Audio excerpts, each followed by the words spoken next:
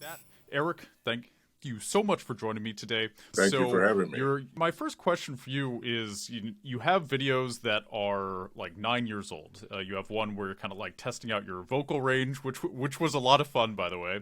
And was YouTube kind of an afterthought for you when you were first starting out, or was it kind of a calculated decision to kind of get yourself out there? Maybe you could get more gigs using YouTube. What was kind of the thought process behind posting these videos initially? Well, I've always been kind of a geek as far as the technology, new platforms that pop up. And I actually joined YouTube back in 2006. I think that's when they first went public.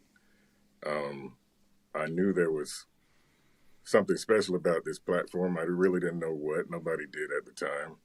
But I wanted to be on it. And so I guess you could say it was a strategic move. It was on purpose.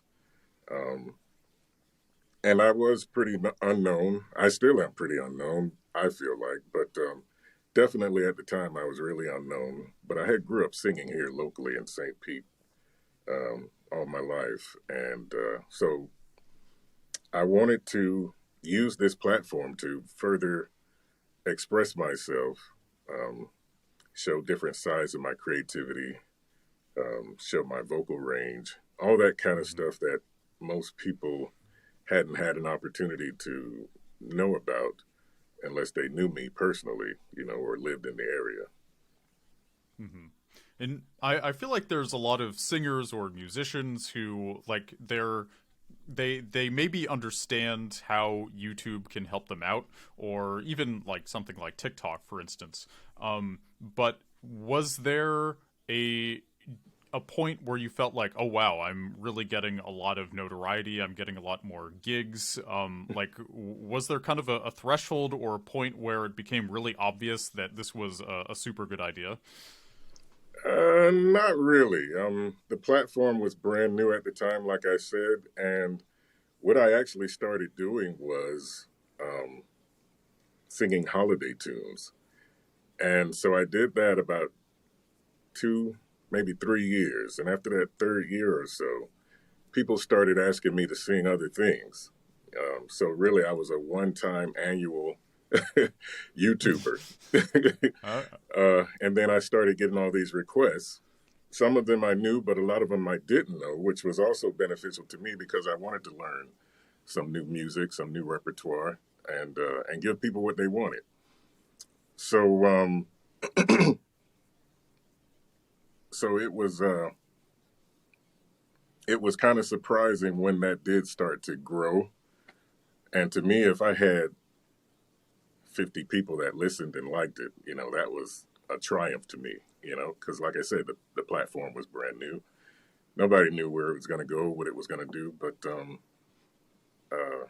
that was pretty cool to have that many people from all different parts of the world who were excited to hear me sing enough to recommend other songs for me to sing so they could enjoy. So it was a real slow process, and as I started singing more of those requested songs, my audience slowly started to grow, and it was pretty steady for, I guess, the last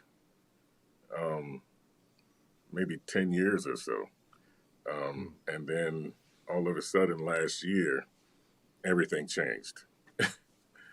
and and it was a so, welcome. No, go ahead. I'm and sorry. yeah, so what did that look like exactly? Like, which video? I have some guesses.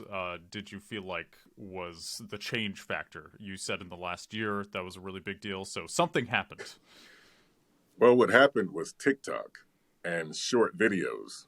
Um, Mm. I started doing TikTok videos last January, around the end of January, and that was one of the craziest things that ever happened as far as my singing career because it really just blew up. And from January of last year until about September of last year, I went from less than 200 followers on TikTok to over 1 million. And then I started realizing that some of that viewership was spilling over into my YouTube page as well as my Instagram page. It was just spilling over on all my social media sites. And so it was almost like a resurgence for my YouTube page because, like I said, it was pretty much kind of dormant. Just it had its steady pace with the videos I had posted, and every once in a while I'll post something else. But I was mainly last year focused on making something of TikTok in a similar fashion that I had all those years ago when I got on YouTube, just being part of that platform and seeing what I could do with it and what it could do for me. And so it was a pleasant surprise when I noticed that, people were noticing me again on YouTube and actually growing exponentially. So much to the point that within maybe a few months' time, I went over that 100,000 threshold on YouTube. And that was always something that I had my sights on. But at the rate I was going, I didn't really see it happening. But like I said, TikTok changed all that with the shorts videos. And then YouTube's shorts, was another thing that I started to embrace after I saw the spillover from TikTok. And I just kind of started it all over again, and this is where we are. Mm-hmm. And did you have a philosophy for growing on TikTok? Because I've certainly heard and even have some experience where it is easier to have a meteoric rise with short form content versus long form. Were you doing anything differently? Obviously, the nature of the platform helps a lot, but Right. did you feel like you kind of tweaked something and that was the catalyst for growing? Or do you think it was just kind of the nature of TikTok where it was just kind of bound to happen at some point? Well, I'm not sure if it was so much the nature of TikTok because I had videos on TikTok, not many, when I really got serious about it last January, and it really wasn't. They weren't doing much. But after I put my focus on understanding the platform and actually seeing how it was formed and what people were doing as far as musically, because that's my genre, singing and voiceover. And then I discovered duets. And duets Mm-hmm. just kind of fell right into my sweet spot because I love singing with other people and harmonizing. That's always been a favorite thing of mine. On YouTube, I started multi-tracking myself. That was something that I saw a couple of people do on YouTube many years ago, and I wanted to learn how to do that. So I finally did, and then I started doing a few videos multi-tracking myself, singing all the different harmony parts and further showing off my range and what I could do. And so I didn't see a lot of that when I was browsing and studying TikTok. And I thought that might be something that I could do that helped me stand apart. And so I put together my first video to where most people could duet me. And I did it with the Temptations' My Girl. And so I did all the harmony parts. Temptations were my favorite group growing up, so I kind of knew the song and all the parts. But I did all the harmony parts. And then I invited people to join me by singing the lead. And that became my first viral video on TikTok. And then it just went from there, and it grew and grew, and it's just been an amazing ride since then. That is one amazing thing about TikTok, like duets, and it makes it so easy to collaborate essentially. And Right. you almost it's kind of built into the system where, especially as a singer, I'm like clearly it is huge, and I think any musician that's there's a lot of potential there where you can essentially collaborate with somebody, and it's not any extra work versus Right. making a normal video. Like I Right. find with YouTube, in my own channel, Teresa kind of over the years, I did a couple collaborations, but it was like a lot of extra work. You know, it was like, okay, Mm-hmm. well, I have to write a script with this other person in it, and they, have to chime in on it, and Mm-hmm. it's fun, but it is extra work. But Yeah. it does seem with short form content, it is really easy to just kind of do something with somebody else, kind of have your faces and voices together, and reach each other's audiences, which is Right. really, really important. I think maybe that's still. It's definitely being utilized by a lot of people, but I think maybe not as consciously as it could be.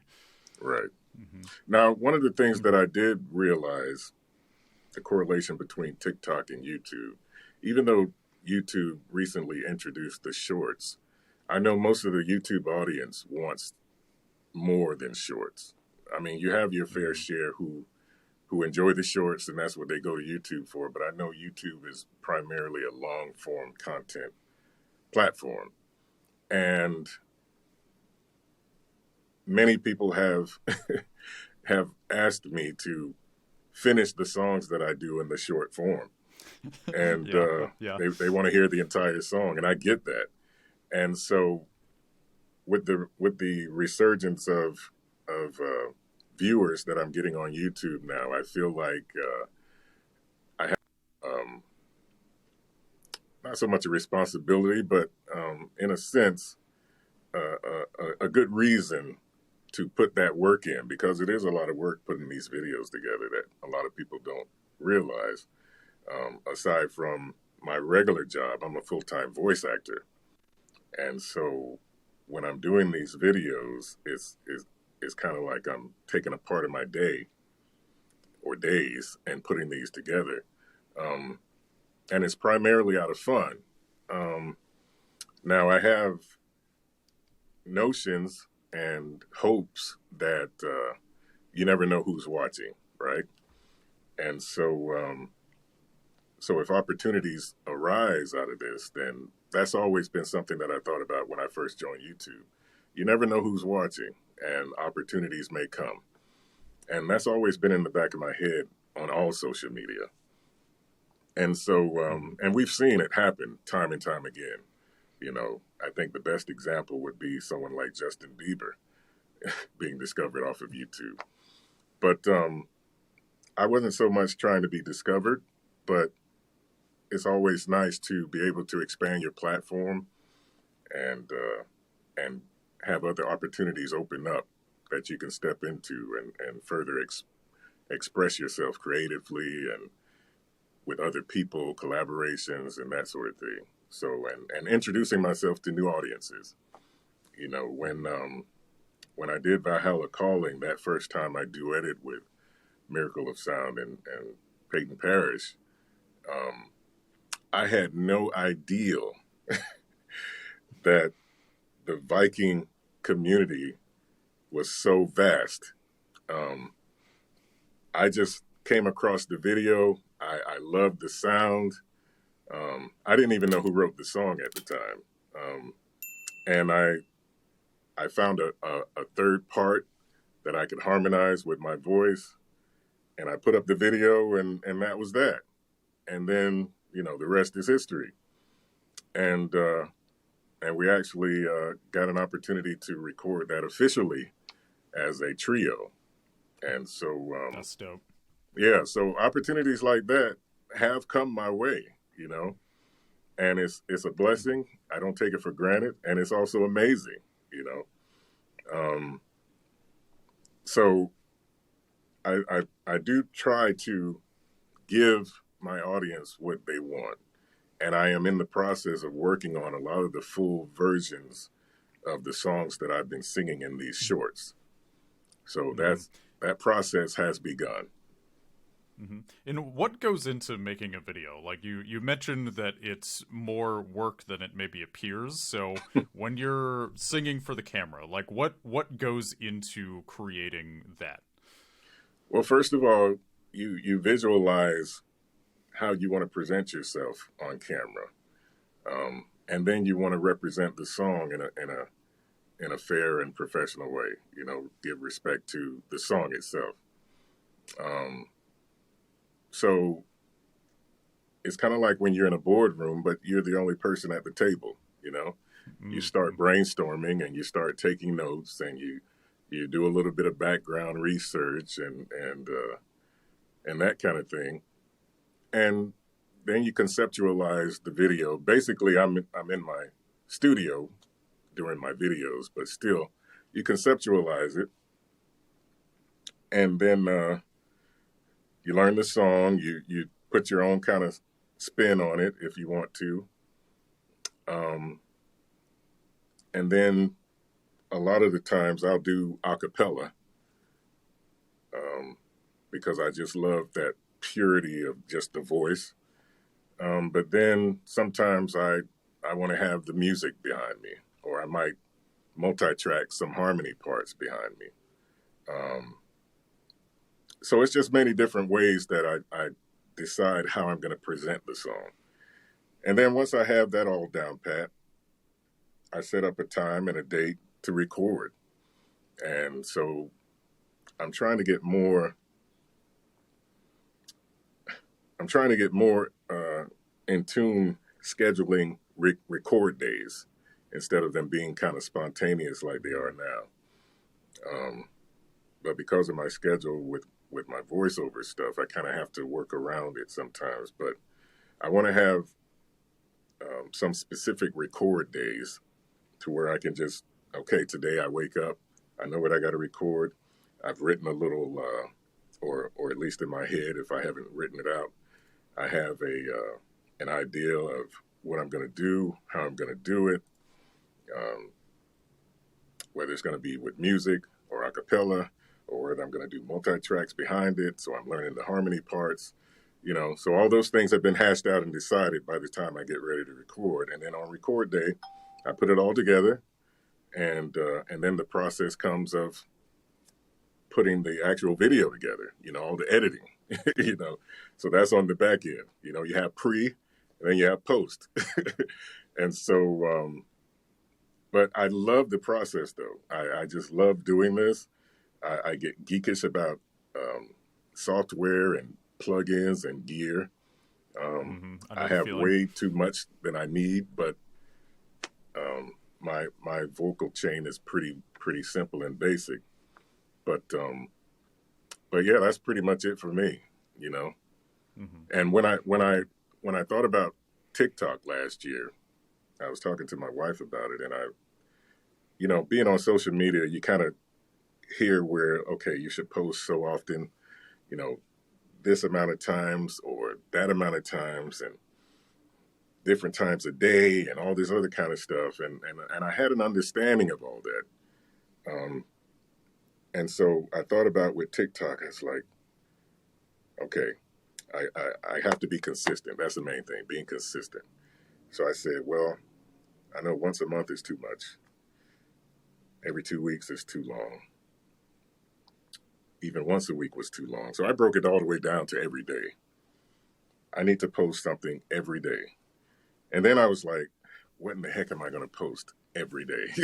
You know? Yeah. So, but I did it, you know? Um, Me and my wife, we prayed for creativity, and I continued to study the platform and see what people were doing. And, and ideas started popping in my head, and um, you pick and choose which ones you want to follow through with, and that was basically it. So every day I put together a video, um, and I did that religiously for pretty much the entire year last year. Did you find that when you started making videos every day that it became easier to actually hit that deadline? Because I think that's one thing that can be really daunting for people is there's the idea of doing something and then kind of the reality of it. But once you get some momentum, it seems like your brain almost gets trained to start doing it. You know, it's like this sort of artificial parameter that you put in place, and once you actually start following it, then you actually it kind of propels itself. Did you find Right. that? I did. I mean, you do get in a groove. You know, you have a certain method down. Um, I had a certain backdrop for familiarity for my viewers. You know, I gave them something to they could always expect to see in my videos, which is my Hulk. I'm surrounded by Hulk, but I have a Hulk Mm-hmm. uh, towel on my back wall that I sit in front of for my most of my videos. And so that was another identifier that they could identify me with. You know, all that kind of marketing stuff that I've learned over the years. And so you do kind of get in your flow, but then sometimes you want to do something different because you don't want to just be this or you don't want to just be that. So there were a lot of different facets to my voice, and I wanted people to see and hear all of that. You know, I also wanted them to see my humorous side because, I mean, people who know me, they know I'm a clown. You know, I was a class clown in school, and every time I get together with friends, you know, we're tripping on each other and cracking on each other and just having a good time together. And I wanted to be able to express that on video, you know, and that was something else that I had to sit down and kind of think about. But then it finally clicked. And so I started showing a little bit of my humorous side in video and just having fun with the music and the songs. You know, I don't take myself too seriously. Um, it's nice to be recognized for what I do and what I've been doing all these years. But I also have people who discover me new every day, and they don't know my history. They don't know all the things that I've done and how long I've been on YouTube and all this other stuff. So it's always nice to see those new followers and subscribers come across my videos and they're like, wow, I just discovered you. And then I looked at your stuff and it's like, wow, I sat here for the last hour binging your videos, you know? And so it's always nice to have that newness from people who discover me new every day. Um, and I try not to get stagnant as far as what I present to people. Um, I haven't been doing as many everyday posts on TikTok as I did last year, mainly because I've been spending a lot of time working on long version songs and getting that stuff put together. But I haven't forgotten TikTok. I just had to kind of divide my time a little differently this year, and Mm-hmm. so I can do all the things that I want to do. So Mm-hmm. TikTok is very, very upfront on my schedule as it was last year, but I'm just not posting as much. Um, I'm spending more time posting on YouTube, and I'm spending more time posting on other platforms, kind of sharing some of those different things across the platforms, but still making new videos every so often, every few days, you know. Mm-hmm. So, but the bulk of my time now is being spent just trying to professionally put together full length songs, you know. Um, on Spotify, I have a channel now, and so I want to have that channel full of new full length songs, you know, and collaborations. So that's where a lot of my time is going now. So this kind of now that you're focusing more on full-length songs, like is this obviously a certain amount of your audience was requesting it, they wanted it, and you are clearly happy to give it to them.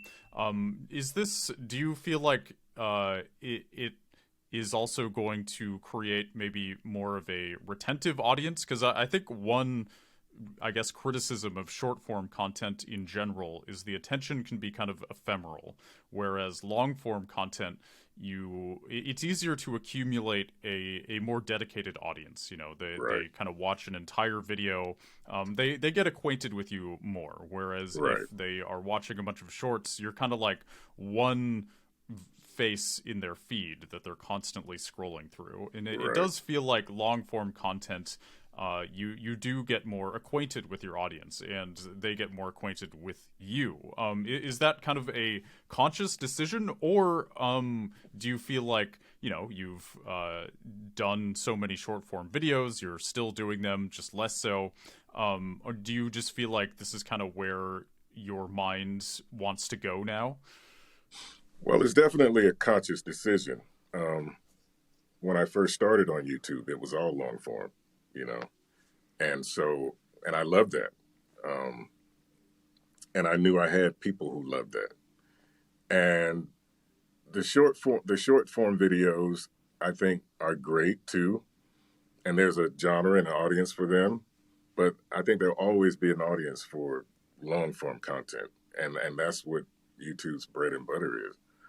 Um, Mm-hmm.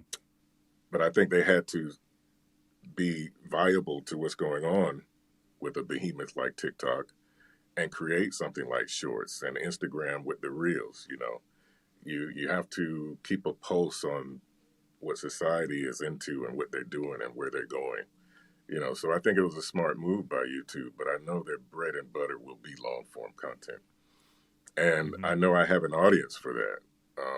I don't know how large it is based on the number of subscribers I have, but I just let that all play out as it will. You know, I try not to get caught up on numbers so much.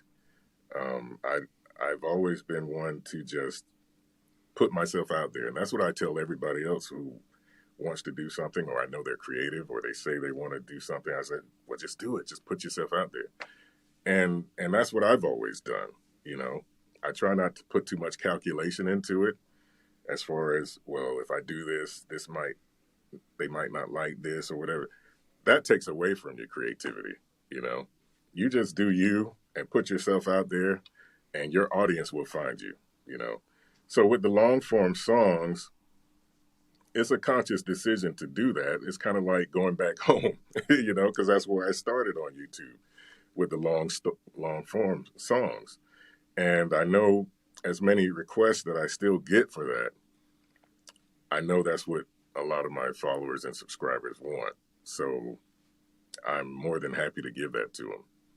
And as a creative, understanding the platform and all that, you know, you do what you do, and you do some shorts, you do some long form, and then your creativity kicks in, and it may take you somewhere else entirely different.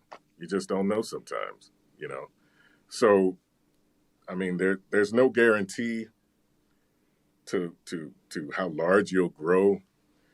There's no formula to amassing a large audience. I think if you're just good and consistent, and people love what you do, and you love what you do, it comes out in what you do. Um, the audience will grow. You know, if you build it, they will come. Mm-hmm. Yeah. So that's my philosophy on that.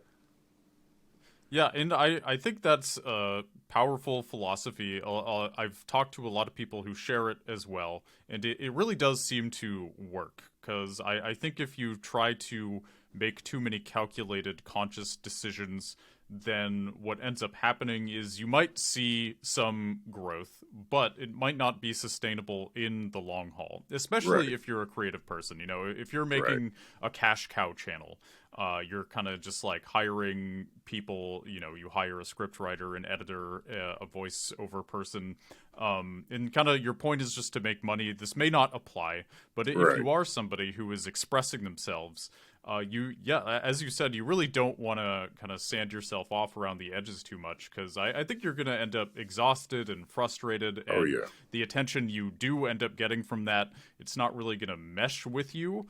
and Right. then you're gonna have to kind of play this role that maybe you're not prepared for, that you never actually wanted to play. Yep. And you don't want to go down that path if you can Right. help it. You're not authentic, and you're putting yourself in a box. Hmm. And Did you ever feel tempted to do that? I think everyone who is on social media and wants to gain a following is tempted at some point to some degree to do that. And some fall to it, unfortunately, and some don't. Um, I've never been tempted enough to fall to it. Um, but yeah, you always glance at those little shiny objects, you know. Hmm. But you just have to be steadfast in your convictions to be you and be authentic and make it about the craft, whatever that craft is. For me, it's voice and singing, and and I just truly believe, if you just stick to that and be consistent and be true to that, it comes out in your music. It comes out in your videos. Your personality starts to show. And that's what people gravitate to more so than the creativity after a while.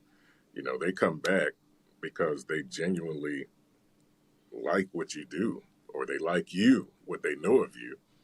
Um, and then the craft becomes kind of secondary, you know? And that's who those true followers are.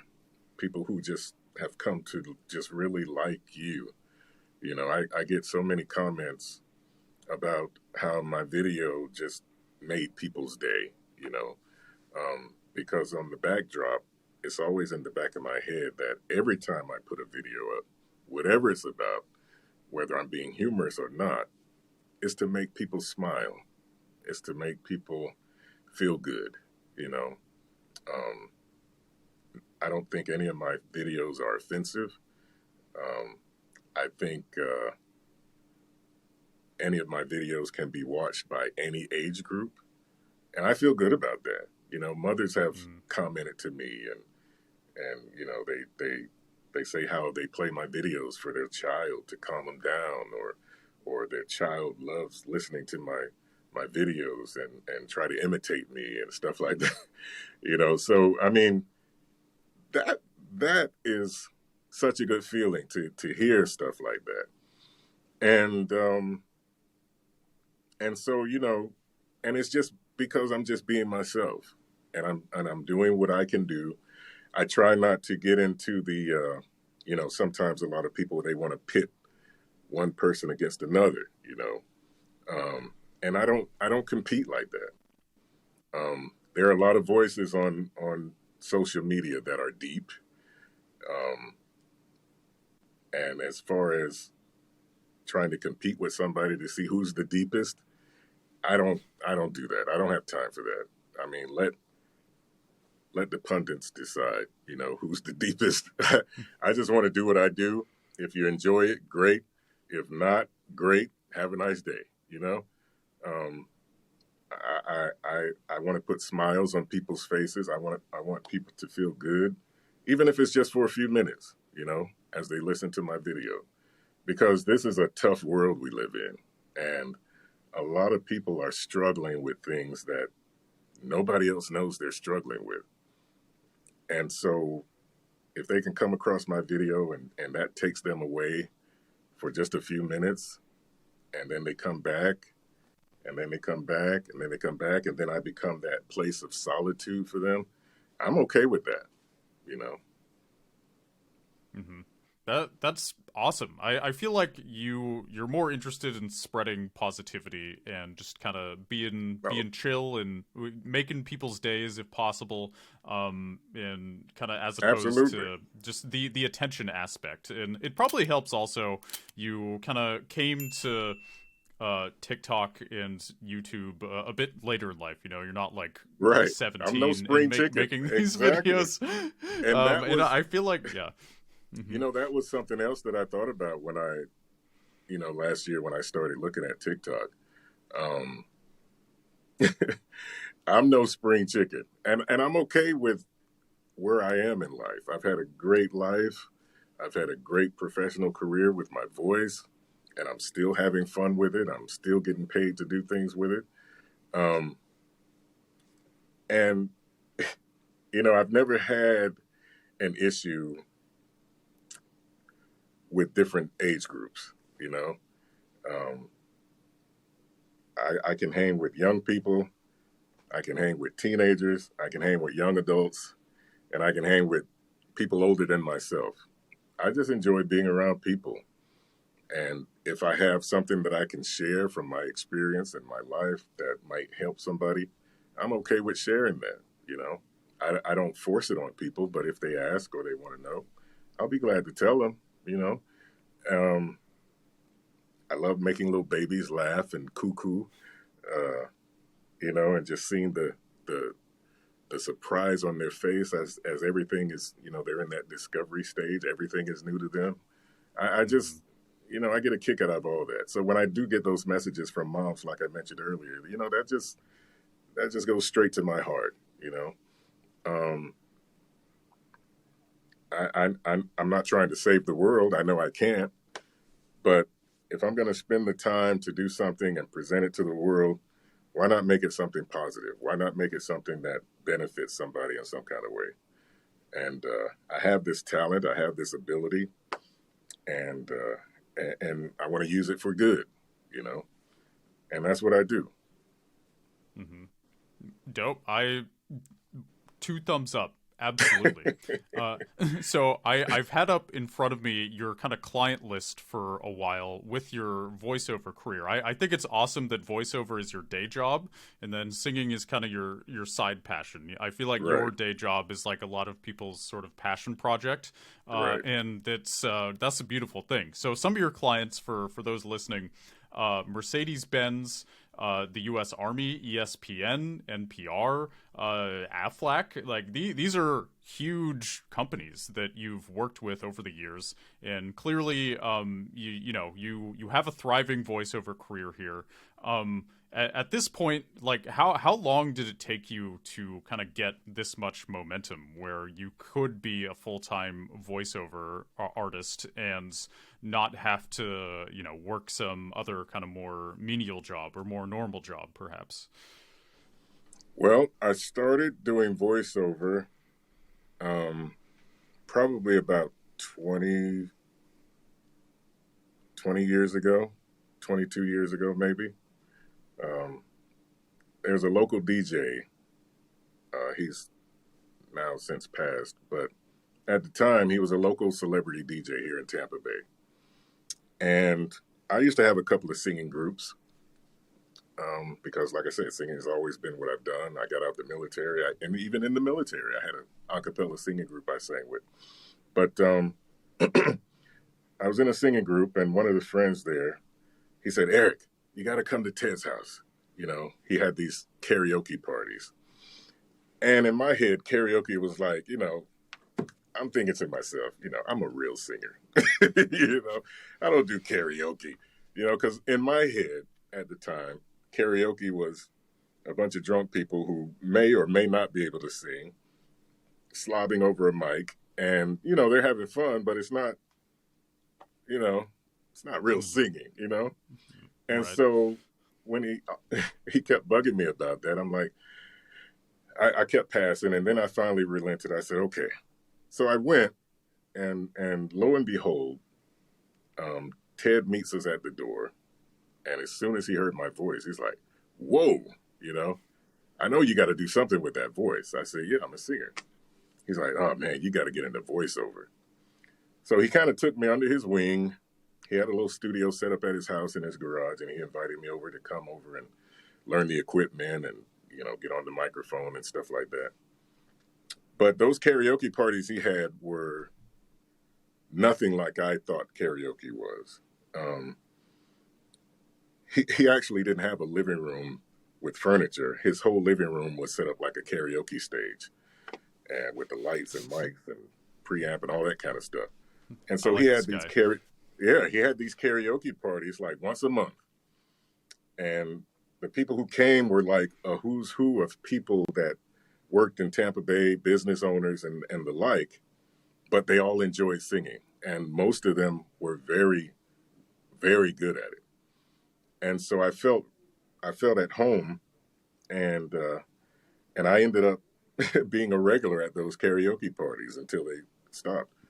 But Ted got me started into voiceover. He told me about the different sites you can go to, which at the time there were only two, voices.com and voice123.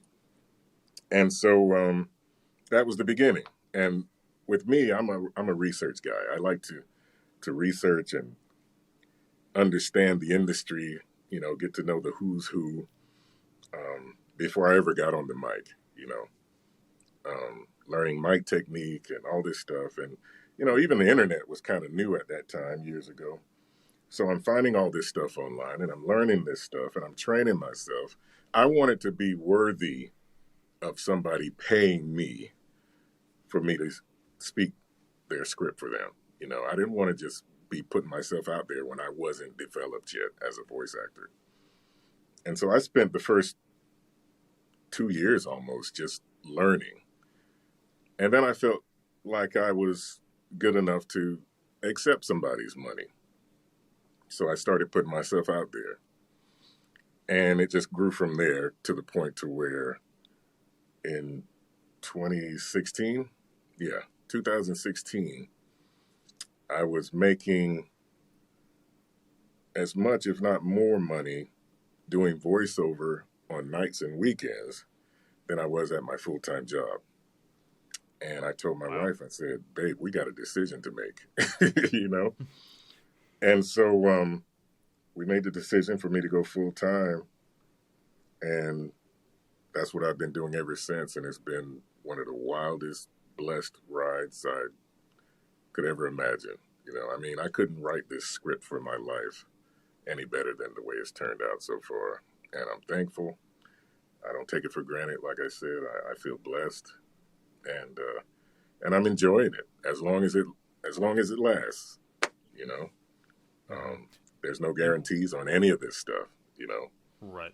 But and what did it look like training by yourself kind of before you were accepting people's money? Like that seems like a hard thing to do. Like you're sort of I guess I'm imagining you alone in a room in front of a microphone just kind of saying things. Like how do you actually train properly for something like this? That's basically it. And I wouldn't say that's actually training properly, but that's what I was doing. As I grew and as I started making money and the more I learned, I knew eventually I would get some professional training, and I did eventually with a few different people, and then I picked up a couple of agents, and I got a few more agents, and now I'm on a lot of people's Rolodex, so those opportunities come every once in a while, and you just never know when. So, but I was basically, like you said, I was in a room by myself or in a space in my house by myself, because at the time I didn't even have a room. But on a microphone, a USB Samsung mic, not Samsung, Samsung, and it was like a $50 mic, and I had a little preamp and well, no, not even preamp. It just went into my laptop. And I started practicing speech, reading out loud and watching commercials. That's the kind of training. It was kind of like on the job training, watching commercials all day long and listening to how people change the nuance in their voices depending on what the ad was selling or expressing,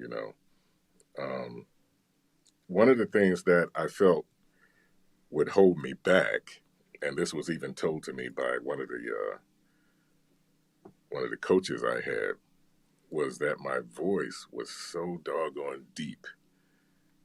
I felt like it would not attract advertisers because to me it's just my voice. But as I learned the industry and I started hearing other deep voices, none of them were as deep as mine, but in people's heads, they're deep, what they consider deep. but my voice was so far beyond that. And I had to learn to talk in my upper registers. Um, Hmm. and that further enhanced my vocal range. Um, and it made me, um, I guess, more attractive to advertisers and agents, you know, because usually when you hear a deep voice in advertising, it's ominous or it's Hmm. dark or it's scary, you know, and you usually hear it around Halloween, you know. But I didn't want to be just a Halloween voiceover guy, and and I knew I had at least 5 octaves that I could play around with, and so I'd spent a lot of time working on my own voice so that I could be speak fluently in these other ranges, and it became more natural to me.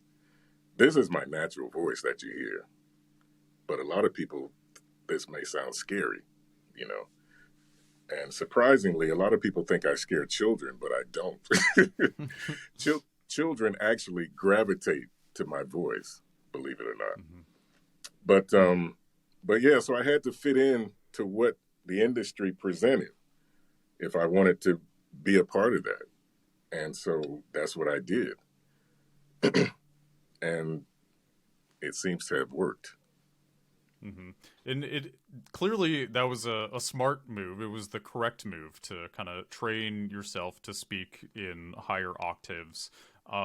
But like it almost seems counterintuitive in a way because you know you have this really deep voice, and it would have been I think really easy to just say, well, I'm the deep voice guy. Like this is what I got, and this is my my shtick, so to speak. Right. Like so you said you're a research guy and you spent a lot of time kind of studying the industry and figuring out what you know what it seemed advertisers were looking for or what companies might hire someone to do. And like when like how long did it take to figure that out? Like did you initially go into your voiceover career thinking like I'm just gonna work with what I got, or was it through a lot of research and a lot of time that you came to that realization that you were going to have to kind of be more variable? Uh, it didn't take a lot of time, you know. This one coach kind of put it like this. He said that, you know, imagine you're on a shoot, a movie shoot, and it's a cowboy movie. And no, let me back up. Let me back up. Imagine you're in a commercial, like in the tropics, and they're talking about fruit and bananas and and how beautiful they are and how great they are. And you are the best banana in the industry. You know, when those commercials come up for fruit and bananas, you are the man. And then he said, and now imagine you're on a set for a cowboy movie, and they're looking for this specific voice, um, and you do that voice, but you walk on set and you're that banana. Uh-huh. He said, that's not what they want, you know? And that analogy he gave me, I don't know if I said it exactly like he did, but that analogy he gave me hit me like a brick, you know? And I'm trusting this guy and I'm believing this guy, you know, he knows, you know, I suppose he's the one training me, I'm paying him. And so that hit me like a brick. And I was like, and I never wanted to get pigeonholed. um, I didn't want to be just that deep voice guy. Mm. You know, at the time, you know, the industries, they go through ebbs and flows. And when I was really getting deep into it in voiceover, it was the guy next door. You know, everybody wanted that guy next door sound. And if you talk to any of my neighbors, I'm the guy next door. And this is what I sound like. But that's not what they were looking for. That's not that guy next door sound. And so I understood what the guy next door sound was. And like I said, I had to kind of raise my voice into the higher registers to do those guy next door parts. But my voice has so much bass resonance in it. It sometimes still sounded deep, even though I'm in a higher register for me. And so I had to come to terms with a lot of those things that I just wasn't going to get certain deals, you know. But I didn't pigeonhole myself or mentally block myself into thinking I couldn't. In the end, it falls down to whatever the producer or casting director, whatever they want, you know, what they hear or whatever. So I learned early on not to take it personal. And that's hard for a lot of people. They take it personal, but you can't take it personal. You get used to saying to hearing no, you know. Actually, when they say yes, that's more of a surprise, you know, and you're thankful, you know, but you get used to rejection. Like you might hear a lot of actors say, you get used to rejection, or you have to, because that's part of the game, you know. Do you have any advice on dealing with that rejection? Because, I mean, you know, as you said, with actors and just, I think in general, you know, even like me as a freelancer, you know, sometimes you just, you get some no's. And Right. I have gotten better at not taking it personally as time has gone on. But yeah, what kind of advice do you have to deal with just the reality of that? Well, it's definitely something you have to grow into. Not too many people are going to just wake up one day and, hey, I'm okay with getting that rejection. It's something that comes with growth, personal growth, spiritual growth, mental growth, all those aspects of growth, you know.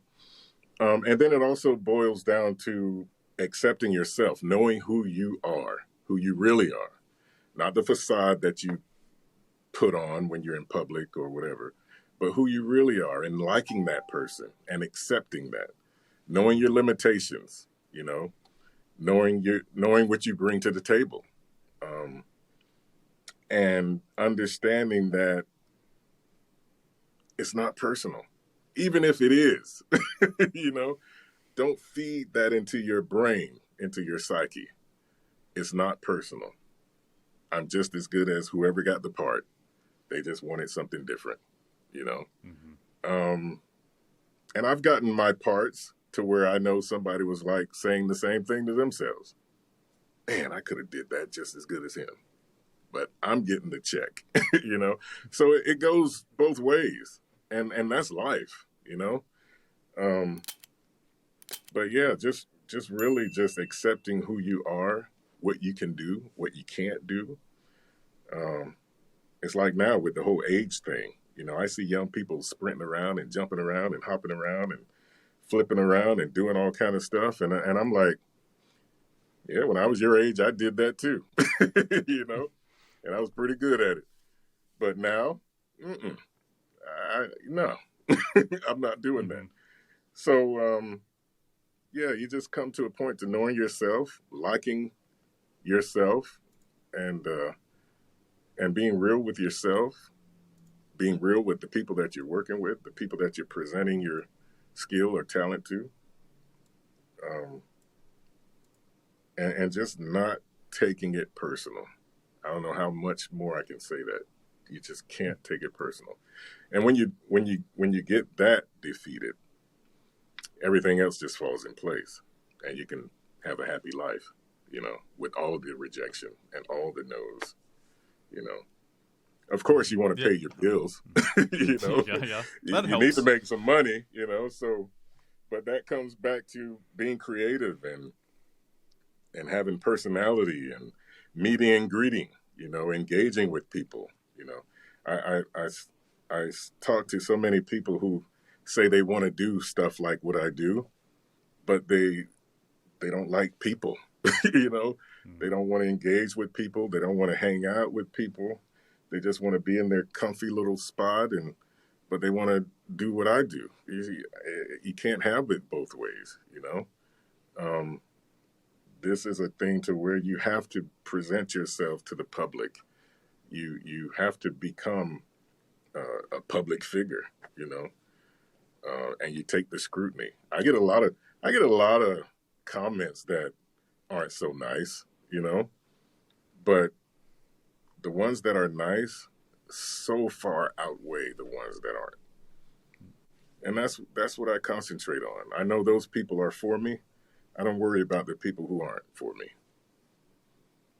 Mm-hmm. And so, if let's say there's somebody, they're 17, they maybe have a good voice, they have access to TikTok, to YouTube, to all this stuff, and they essentially want to take a similar path to you. There's obviously the advice that you did a great job of talking about. Don't take things personally. Liking people and kind of being willing to collaborate with people, to work with them, to get to know them. But is there like a golden rule that you would tell somebody who is looking to go down this type of path, and they sort of have their whole life ahead of them, and they just it seems overwhelming? Like, what would you say to them? Uh, well, I do get that question a lot from 17-year-olds and all other ages. The first thing, the first thing I would tell them is that it's not a get rich quick thing, because I know a lot of people have visions of grandeur in their minds. You know, back in 2014, 2015, and then again 2020 when the shutdown occurred, a lot of people felt like getting into voiceover would be easy money. Um, but nothing good and nothing long lasting usually comes easy without any effort or any skill or any knowledge or any training, you know, or any time. Some things just take time before it comes to fruition. You got to give it time. You can't skip time. You might be able to do shortcuts in other parts of it, but you can't skip through time. And so, but yeah, my advice would be, first of all, what's your motivation for wanting to do this? And you have to be honest with yourself. You know, why do you want to do this? And once they get past that, then it's the aspect of all the work that goes behind it that so many people just don't realize. Um, yeah, I speak on a mic. That's the simplistic uh, uh, version, you know. But speaking on a mic is kind of like at the end of the line after all the training, after all the practice, after spending money on equipment, good equipment, so you have a good sound, after learning how to put a room together to where it's soundproof, learning how to run a DAW, you know, learning how to edit audio. Um, a lot of people don't even know that that's something that they need to do. You're not going to have some assistant saying, okay, let's do another take. You know, there's no engineer in the booth when you just get started. You know, you don't have somebody doing all your post production, all your editing, cut downs, and all that kind of stuff. Comping. You don't have people doing that for you. That's all you. You know, but some people think they just sit on a mic and this magic happens. No, not when you're first starting out, and for a lot, not the entire time you're doing it. I still do my own editing and stuff like that. And now if I'm in a session, you know, then of course I got the engineer, I got the director, and you know, we take our time, we do it just how they want, and blah blah blah. But a lot of it is me doing it in my own studio, doing all the post production, making sure my sound is professional, and all that other stuff. You know, so that's stuff you have to learn before you get on the mic. And once people start learning the true aspects behind doing voiceover, they start to realize that it's not really something that they thought they wanted to do. Hmm. Because yeah, it's a lot that goes behind it before you even sit on the mic, you know. So and then after you do get to that point, if you get to that point, then you have to build your reputation because now you're a rookie. Nobody knows who you are. You've done all the work, you've done all the research, you bought some nice equipment, you learned how to use it, you can operate your DAW, you can do post production. But now you're a rookie. Nobody knows who you are. When an agency wants somebody for a job, they got a roster of professionals that they can just scroll through. You know, a lot of these casting directors, they know the voices that are floating out there in the industry at any particular time, and they can just make a couple of emails or phone calls, you know. But when you're just a rookie, you don't even have that. You're on your own. You're finding your own gigs, you know. You're looking for auditions wherever you can get them. And still, even though I have agents and all that, I do that still myself, you know. I find my own work, but it's nice to have agents that help me find work too. But you have to get to that point. That's the time that I was talking about earlier. You can't fast forward to that. That only takes time, you know. Yeah, so then that's where the engagement comes in. That's where the personality comes in. That's where the professionalism comes in. Knowing what to say on an email, you know, knowing how to talk to somebody on LinkedIn, you know, knowing how to approach somebody, knowing what to say when they do give you a couple of minutes, you know, that may break or make or break the relationship right there because you just said the wrong thing or you came off wrong or, you know, it's yeah. So it's a process. It's a process, and I've had fun learning the process. It's been rewarding for me. Um, but yeah, you can't skip. You can't skip through all of that. You can try, but you're just hurting yourself. You know. Mm-hmm. Yep, patience is a virtue for sure, and I think that is sometimes I think when things aren't immediate or as somebody they might think maybe they're better than they are as well. If Right. not with kind of their raw talent, it could be like you said. There's all these other skills that are involved that maybe just need to Right. be developed. And then sometimes maybe you have gotten to a point where you have the skills and maybe you even have some connections, but time, like you said, is just it still needs to pass, and then the right opportunity comes, and then something big happens, or at least something Right. that's like an extra step, and that can be frustrating for sure. I definitely get it. Right. And Mm-hmm. when those opportunities do come, now what? You know. Yeah, now you got to do it. now, Now you now have to do it. you got to show up. You got to show up. You get all that hype, all that, you know, you've been putting yourself out there and saying you can do this and watch this and listen to this. Now you have to show it, you know. And Mm-hmm. that first impression could be your last time meeting that particular client. And clients talk, you know. Sound guys talk, casting agents talk, you know. Everybody's got their own little community and their little circle. Right. And so you can't just you can't spit a bad attitude at this particular client or agent or director and think it's not going to start circulating around the industry. It follows you, you know, and that's where I say just be professional, engage with people, like people, Mm-hmm. enjoy people. People Uh-oh. like it. Yep. If they don't like you, that's gonna be a big problem.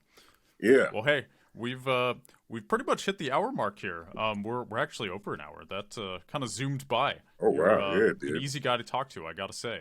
Well, It's thank you. uh-huh. I Yeah, get that like a lot too. People just want mhm, to. They say you seem like a cool guy to just hang out with.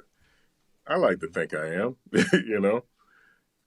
But mhm, life is too short, you know, and it's not worth all the headaches and a lot of drama that people bring into their own lives. It's just not. It's not worth it. Life's too short. But I mhm, appreciate you hooking up with me, man, and allowing me to do this. I mhm. appreciate it. Yeah. Hey, the feeling is mutual. I definitely learned a lot, especially voiceover and kind of singing. It's a thing that I have limited experience with. I've done my own kind of hosting videos, obviously, but I feel like voiceover is kind of a different vein of things. That It it's is. been really fascinating to learn about that. And yeah, I appreciate you being here, and it's been a good one, man. Thank you. Likewise.